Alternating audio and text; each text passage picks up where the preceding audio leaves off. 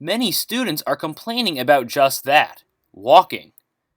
The students who walk through Monument Park reported that the sidewalk conditions in particular are quite poor and need some drastic help. It's parts of the sidewalk like this that have caused several to trip on the uneven surface and could be a lawsuit waiting to happen. Especially for students living and visiting the university's Williston Hall dormitory building, the lack of a sidewalk connector is quite annoying and apparent. The university built a staircase to connect the lower elevated Williston Hall up towards the center of campus.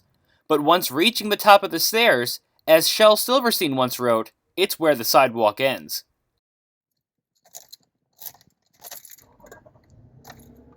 All right.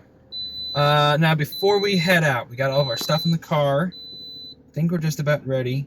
Do you know how to use a map? No, not the phone. I mean, like an actual map, because part of the places we're going, there's going to be no cell service. Do you know how to use a regular map? So. All right. Well, like something like this. I think it'll do. But we don't have a lot of room in the car. Do you know how to like put the map back together when we're done using it, and then we can use our phones again? No, you don't know how to use. Oh my gosh! Hang on, we gotta fix that. This seems like you?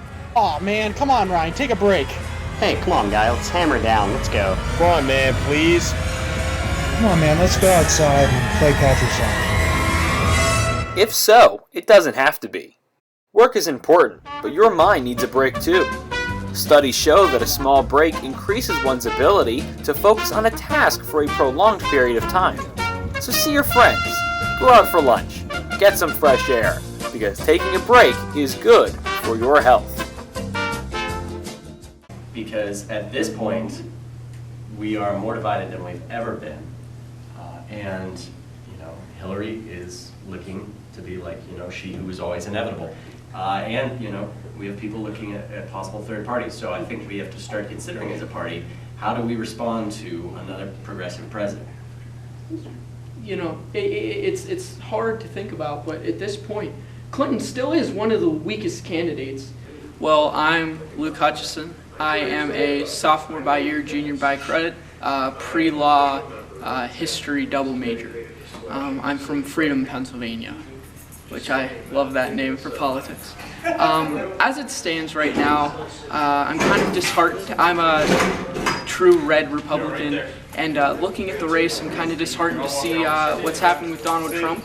I had supported Marco Rubio for the longest time until he dropped out from the race. What that means is we need a revolution in this country in terms of mental health treatment.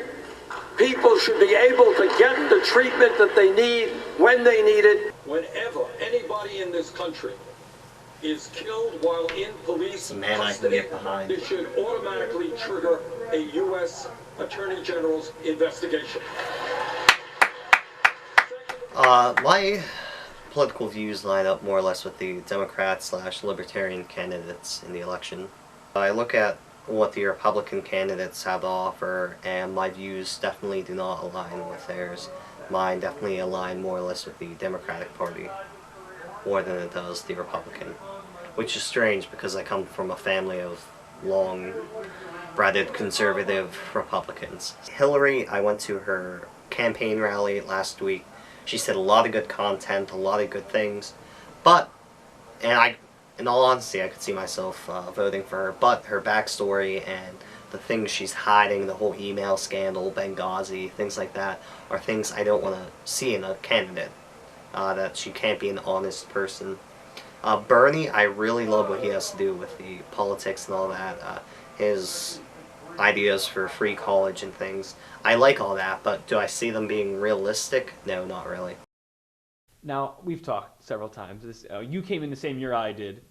So now that you look back at the stuff you've done here at Waynesburg, but also, how do you feel now being here at Waynesburg for 3 years, for the majority of your college experience, having been in Florida for a year? How do you feel that transition wound up going, and your time now that you're here at Waynesburg University, kind of reflecting on your college experience as a whole?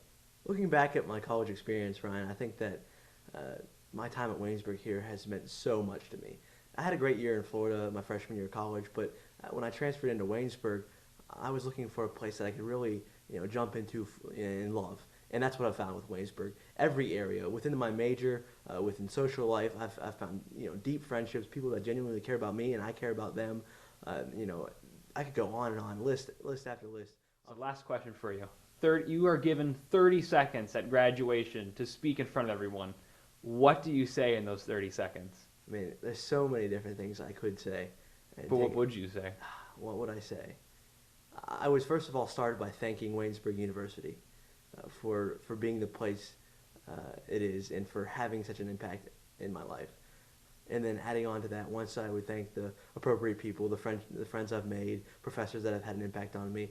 It might take a little more than 30 seconds, but at the end, I would make sure that people knew the most important thing. We have to know where we're going when we die, and that involves a relationship with Jesus. Ryan, thank you so much, Mitch. Hey, my pleasure. God bless you. You as well.